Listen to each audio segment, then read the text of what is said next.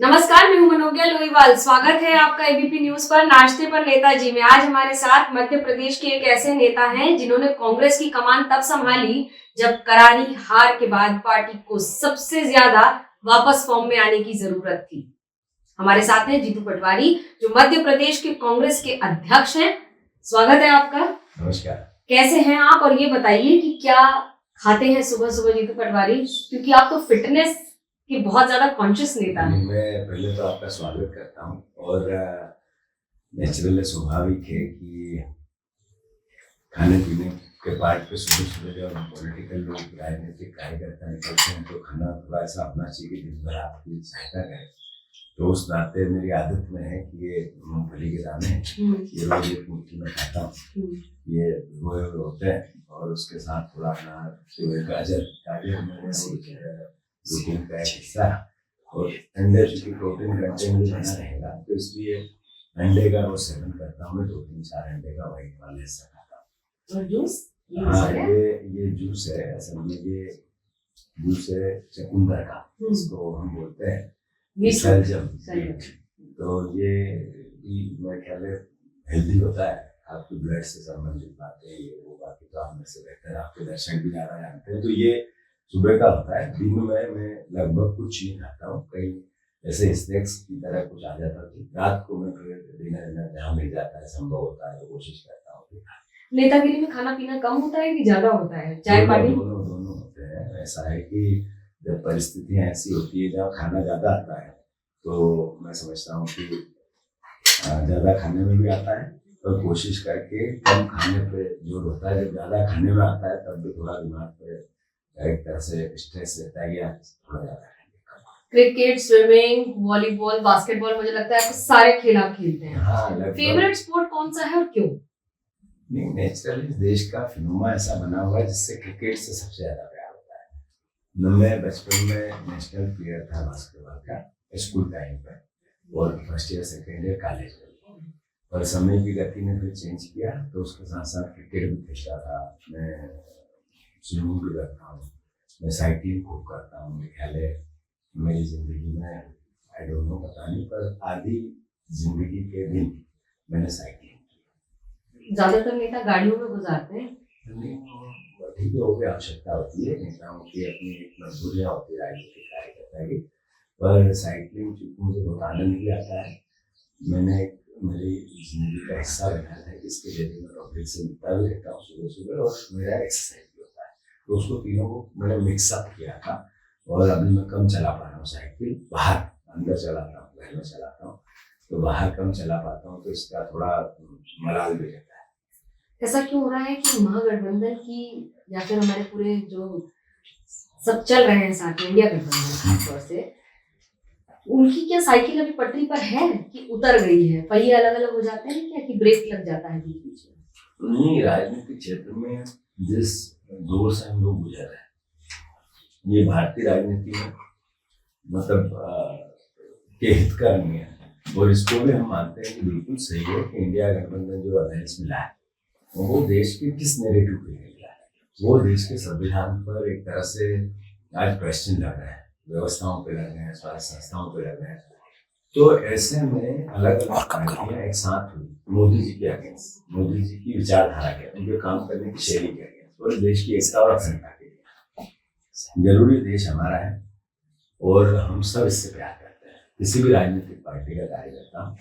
और जो लोग इस भावना को जिएंगे वो एक साथ रहेंगे, गठबंधन के साथ रहेंगे, इंडिया गठबंधन के साथ रहेंगे। जिनको अपना राजनीतिक स्वार्थ जो है ज्यादा दिखेगा, या मेरा खुद का हित इस 5 साल बाद क्या होगा, तो वो देखें तो थोड़ा डिस्टर्बेंस आता है। तो मैं समझता हूँ 99% इंडिया गठबंधन स्टेब्लिश है, उसकी साइकिल चल रही है, और हाथ के पंजे से हैंडल, उसका जो स्टेयरिंग है वो भी संभला हुआ है। ऐसा क्यों होता है कि जितने भी नेता कभी कांग्रेस जो छोड़कर जा रहे हैं वो कहते हैं कि सनातन विरोधी स्टैंड के लिए हमने कांग्रेस छोड़ी है? नहीं, मैं मानता हूँ कि जो व्यक्ति, जो पॉलिटिकल कार्यकर्ता अगर विचारधारा से अपने आप को अलग करता है तो वो क्या कहेगा कि मेरे तो ये स्वार्थ है, इसके लिए जाऊंगी, तो कुछ तो बहाने बनाने चाहिए, उसको बनाना व्यक्ति की है। अगर कोई ये कहता है तो कांग्रेस पार्टी तो एक दिन 1000 बार ये कह चुकी है कि हम संविधान से जो निर्णय होते हैं उससे प्यार करते हैं, उसी को मानते हैं, और संविधान देश को संगठित रख सकता है। उसके बगैर दुनिया संसार में इंडिया नंबर 1 नहीं आ सकता, दुनिया में नंबर 1 नहीं आ सकता। तो जब राम मंदिर मसला चल रहा था तब राजीव जी सरकार में थे, सुप्रीम कोर्ट ने कहा ताले खुलवाने चाहिए, तो निर्णय जो सुप्रीम कोर्ट का था वो राजीव जी ने माना, सर्वोच्च है। फिर कांग्रेस पार्टी ने 1000 बार बोला कि आप जो कोर्ट फैसला लेगी वो होगा, अगर मंदिर बनाने का लेगी तो होगा, और कोर्ट का फैसला दिया। उस समय देश की सरकार में मोदी जी, तो नेचुरल है जो राजीव जी ने तब काम किया था मोदी जी ने अब किया। तो ये तो हो गई संविधान, जो बीजेपी ने किया वही कांग्रेस पार्टी की मूल धारणा थी, विचार था, सोच थी, काम करने की शैली थी।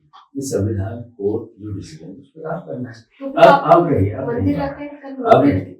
कार्यक्रम में क्यों नहीं गए? अगर राजीव जी की सोच थी और उनका ही कार्य ये बीजेपी सरकार ने किया है, तो फिर कांग्रेस ने राम मंदिर के कार्यक्रम में शिरकत क्यों नहीं की? नहीं, ऐसा किसने कहा कि कांग्रेस में आप कह रहे हैं? मैंने कब कहा कि हम तो जाएंगे, गए, मैंने प्रचार किया, हमारी पार्टी के नेता, कांग्रेस पार्टी कभी भी धार्मिक स्वतंत्रता सबकी है। मैं हिंदू धर्म से आता हूँ, भगवान राम का अनुयायी हूँ, मेरे को गर्व महसूस होता है इस बात की, मैं इसको जीता हूँ, जीवन शैली में रहता हूँ, कि मर्यादाओं को मानता हूँ। मेरे परिवार से, मेरे दुनिया में जो व्यक्तिगत संबंध है तो भगवान राम के आदर्शों के चलते मैं पूर्ण रूप से अंतिम सांस लूँ, ये मुझे इस पर गर्व महसूस होता है। ऐसे अरबों लोग हैं, सिर्फ हिंदू नहीं है वो, ऐसे दूसरे धर्मों के लोग भी भगवान राम को जीते हैं, उनके आस्थाओं को जीते हैं, उनके जीवन शैली को जीते हैं। ये है भारतवर्ष। अब बीजेपी ये कहे कि आप हम आज कह रहे हैं आप दर्शन करने आप, तो ये तो धार्मिक भावना नहीं हो सकती, न संवैधानिक भावना हो सकती है। अगर भारतीय जनता पार्टी ये कहती कि ये मंदिर धार्मिक आस्थाओं के साथ साथ पॉलिटिकल भावना है, तो फिर देश की राष्ट्रपति थी, उनको आमंत्रित क्यों किया? क्या कारण था? पॉलिटिकल आयोजन में किया था आपने, तो फिर आपने देश की राष्ट्रपति सर्वोच्च स्थान एक आदिवासी महिला थे, उनसे स्विच क्यों कराया? ऐसा कहा? नो, बात तो पूरी होगी।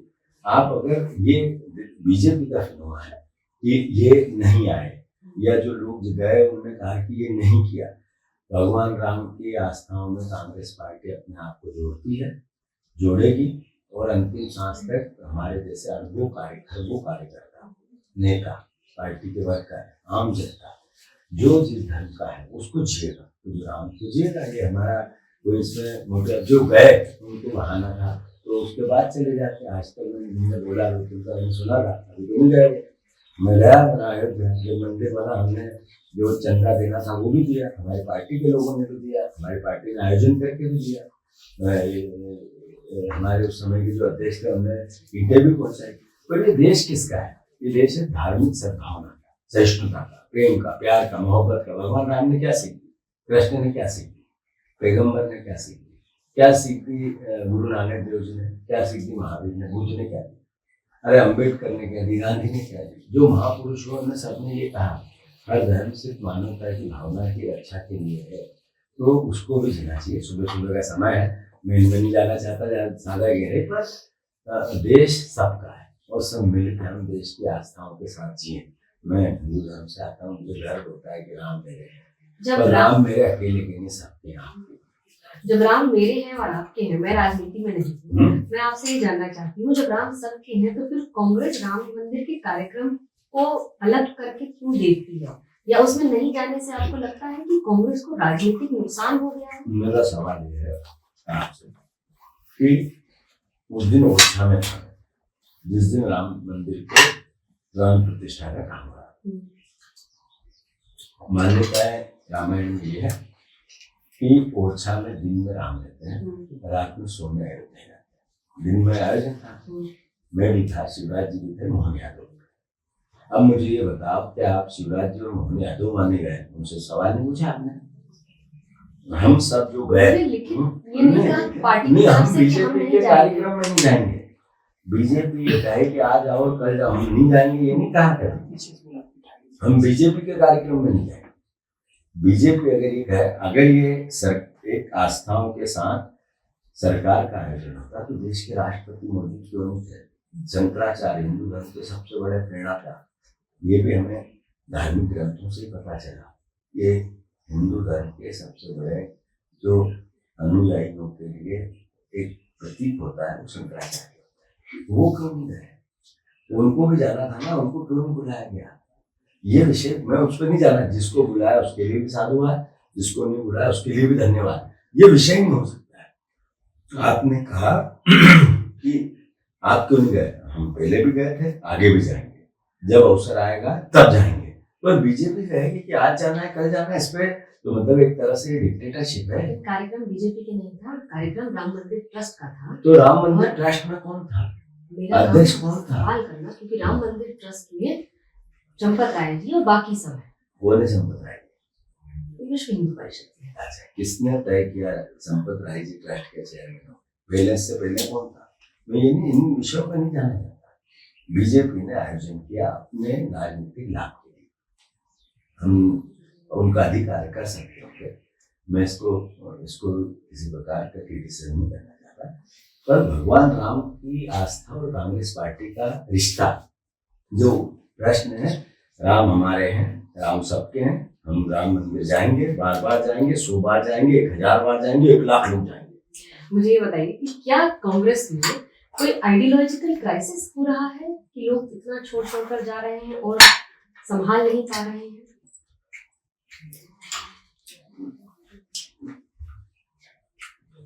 कांग्रेस तो एक आंदोलन, देश की आजादी जब हुई थी तो कांग्रेस में कोई पता ही नहीं था कि देश आजाद कब होगा।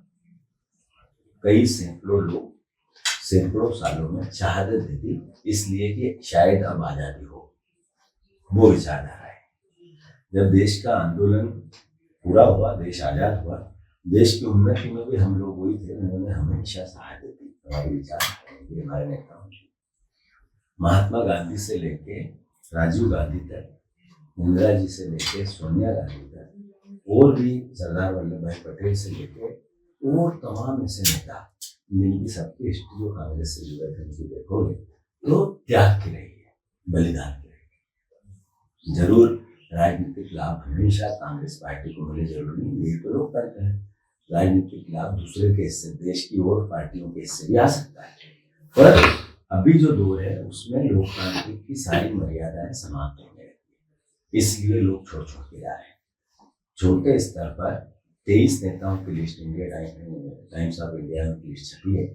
23 लोगों ने ईडी और आईटी की अलग अलग जांच एजेंसियों ने उन पर कार्रवाई की, सब बीजेपी में चले गए। काम बंद, पटेल हो गए, अशोक चौहान हो गए, शरद पवार के भतीजे हो गए, हेमंत विश्वास हो गए, शिवराज सिंह चौहान हो गए, जैसे 25 लोग होंगे, मैं नाम बता सकता हूँ।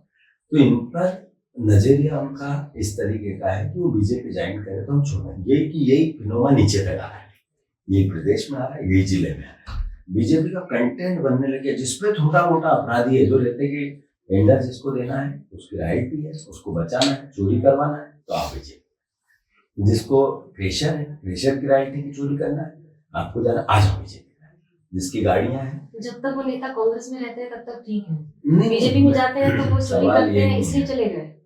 विषय यह है, आपने कहा आइडियोलॉजी का पार्ट, इसका आइडियोलॉजी संबंध नहीं है, इसका लालच से संबंध है, लोभ से संबंध है, डर से संबंध है, इसका अपने कुकर्मों को छुपाने से संबंध है। जो कांग्रेस में नेता कुकर्म कर रहे थे वो बीजेपी में छुपाने के लिए जाते हैं, स्वाभाविक है। कांग्रेस में कुकर्म कर रहे हैं। आप इसको किस तरीके से लेते हैं मुझे मत बता, पर मैं आपसे पूछता हूँ कि अभी एक व्यक्ति है, एक एमएलए है, उसकी पत्नी पर लूटपाट की जांच चली, 46 करोड़, वो बीजेपी में चला गया। एक भी आदमी ऐसा जिसपे किसी प्रकार की कोई जांच नहीं चली और वो बीजेपी में चला गया हो तो मुझे नाम आप बता दें, आप बता दें। बीजेपी का फिनोमा ऐसा है कि मोदी जी के शासन काल में नियम बने हैं, एक धारणा बनी, परंपरा बनी, करप्शन करो, क्राइम करो, देशद्रोह भी करो। बीजेपी के नए 5-10 नेता पकड़े गए हैं अलग अलग आतंकवादी संगठनों से, उनके रिश्ते हैं आज भी अखबारों में। वो सब करो पर बीजेपी में रहो तो कोई बात नहीं, अगर दूसरे दल में है तो फिर आप बीजेपी ज्वाइन करो। ये मैंने फिनोमा, आप किसी एक व्यक्ति का नाम लेके मुझसे पूछेंगे तो मैं जवाब दे दूंगा, देश से लेके जिले तक प्रदेश में। कमलनाथ जी की बात बनी नहीं क्या बीजेपी में जाने की कि आप रोकने में सफल हो गए? ये काल्पनिक बातें हैं, कल्पना की बात थी। अगर कमलनाथ जी को बीजेपी में जाते तो कांग्रेस से उनका बेटा चुनाव कैसे लड़ता? आज लड़ रहा है। अखबार की बातें थी, अखबार के सवाल थे, अखबार की जवाब।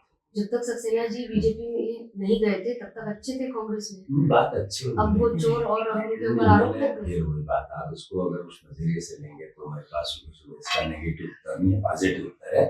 ये सक्सेना जी का रहने का काम है।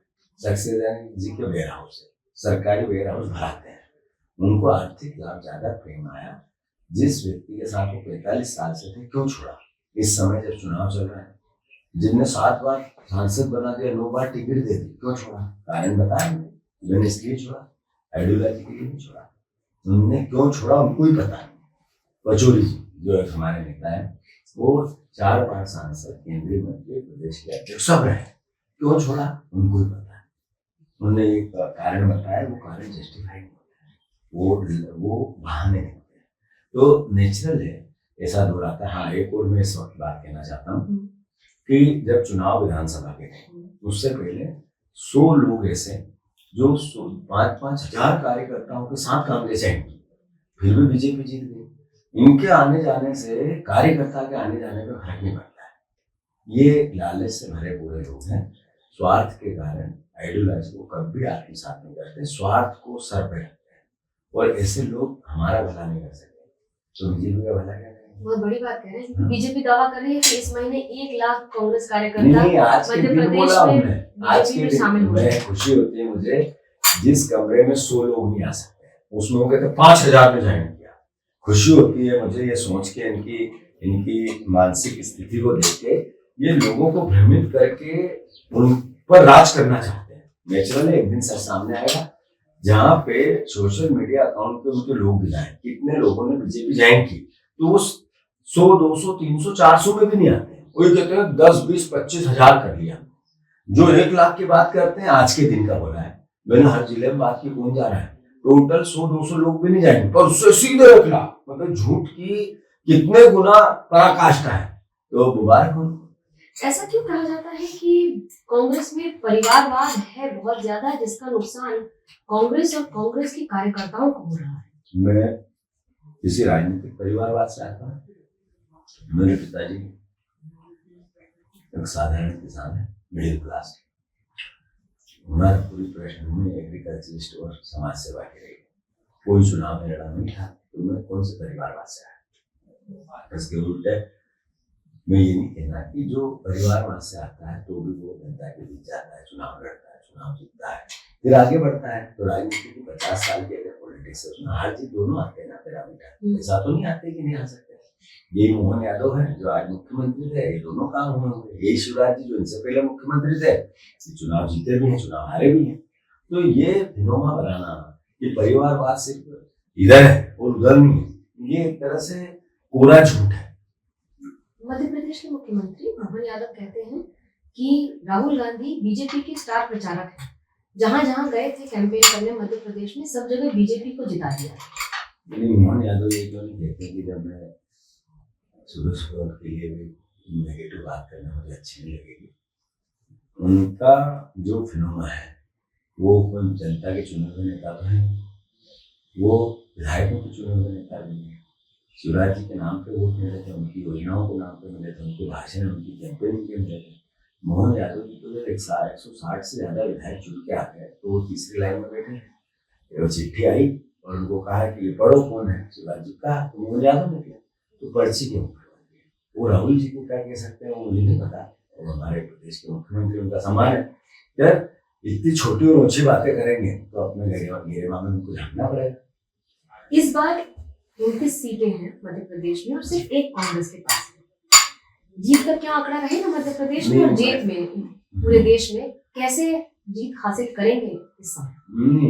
अभी जैसे मोदी जी को भरोसा किया है जनता ने, नेचुरली 14 की वो बात थी, जो रोजगार की थी, महंगाई की थी, जो काले धन की थी, जो किसानों की इनकम की थी, जो किसानों के MSP की थी।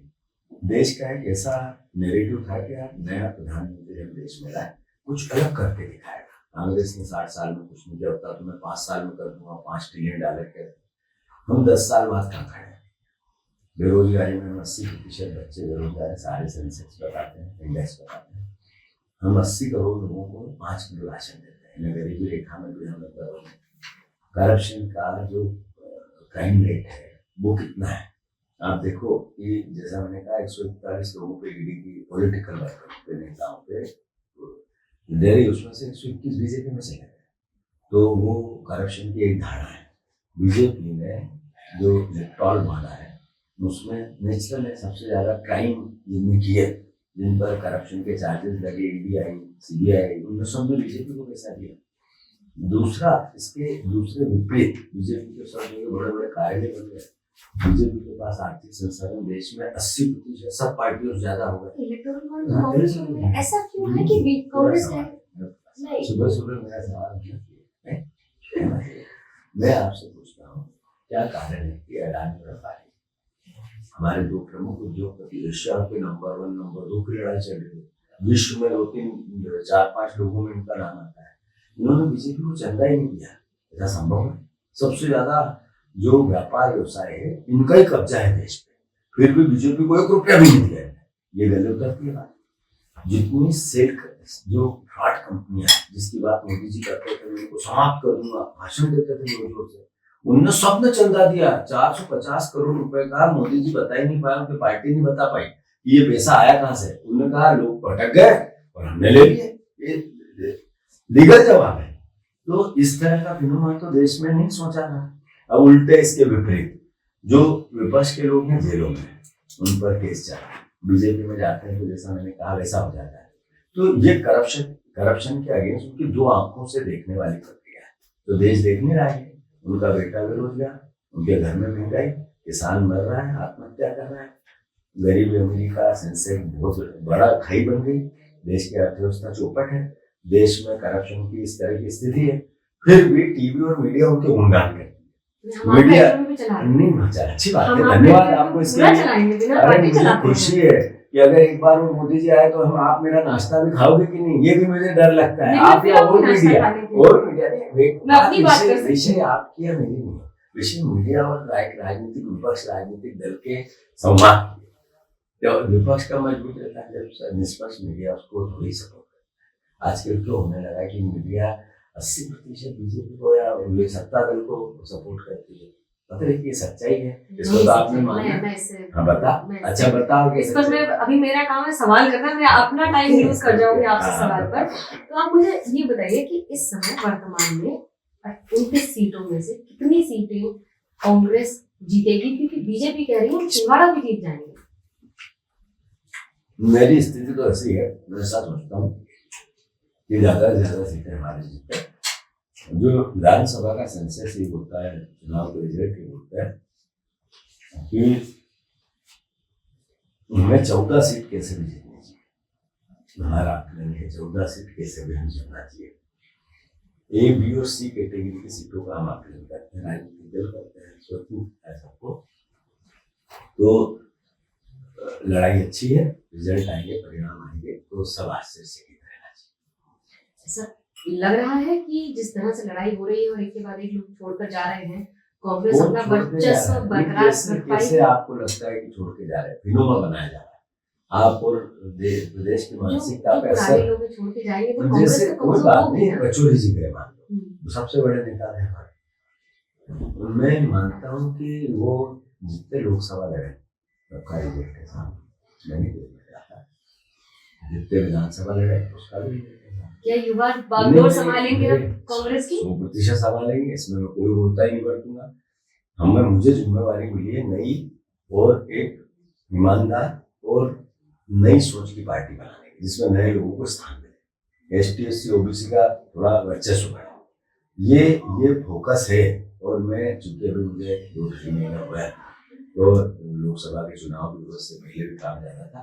जब जैसे ये काम होगा नया संगठन ऐसा जो आइडियोलॉजिकल 1 नंबर विश्व में सबसे अच्छी पार्टियों का संगठन है, उससे भी अच्छा है इस पर काम। अब तो खेलकूद में है तो गुनगुनाते भी हैं क्या, कुछ शेर व शायरी वगैरह भी कुछ करते हैं? मैं शेर व शायरी लायक तो मेरा व्यक्तित्व नहीं है, पोस्ट तो बहुत करते हैं। नहीं, पोस्ट मीन्स शेरो शायरी मीन्स ट्विटर पे मैं अपनी बात कहता हूँ और ईमानदारी से कोई कहता दो हूँ। लाइन सुनाना चाहेंगे?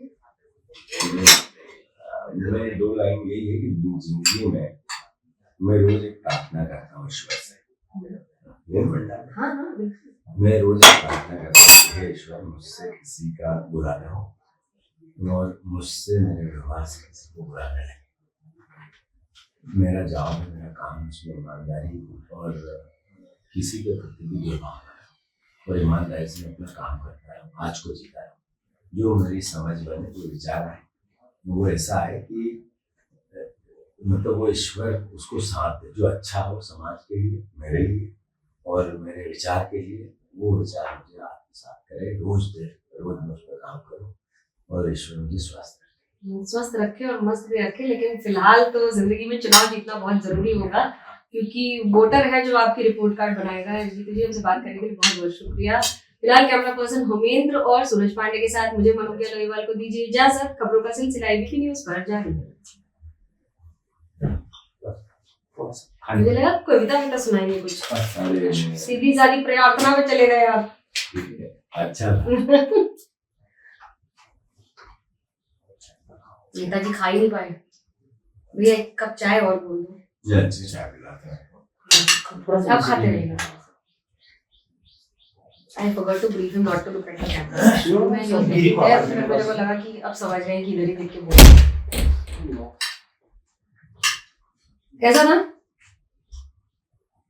अब इतना पॉलिटिकल हो गए। अरे आपने सवाल जैसे अरे सवाल मेरा वाला जो 8 लाइन में छोड़ोगे आप, तो नेक्स्ट करूंगी ना। टाइम चला जाता है उसमें, फिर वो वही जो नॉर्मल आप भाषण में बोलोगे आप वही हमारे शो पे मिलता है।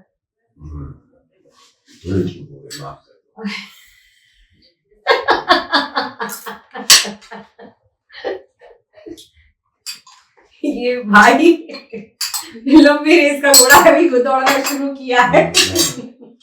थोड़ी सी नहीं, हमारा लालच ये रहता है कि हम ज्यादा से ज्यादा कंटेंट जनरेट कर सकें। अब बेरोजगारी और ये और वो मुद्दे आप जितना भी बोलेंगे, मेरा काम है आपको फंसाना, तो मैंने काम भी मेरी बच के निकलना। नहीं नहीं, बात पूरी होगी। अधूरी बात फिर लोगों समझ नहीं आती। हम क्या करेंगे, हमें टीवी एक बार बताए, उसको हम गिरी भाई अलग अलग तरीके से। हो गया जी। आपको चाहिए बोला था ना, क्या और बोला था? अरे काफी और एक चाय। आ जाओ भैया, आ जाओ। अगर आपने सुना सवाल जवाब, आपको सुन रहा था वहाँ पे? नहीं, इसके बाद पूरा देखेंगे ना, पूरा सुनेंगे। हाँ तब ठीक है। तो बहुत साफ आ गया। आइए मास्टर टॉप कर दीजिए। मास्टर टॉप बोल रहा हूँ। और आपने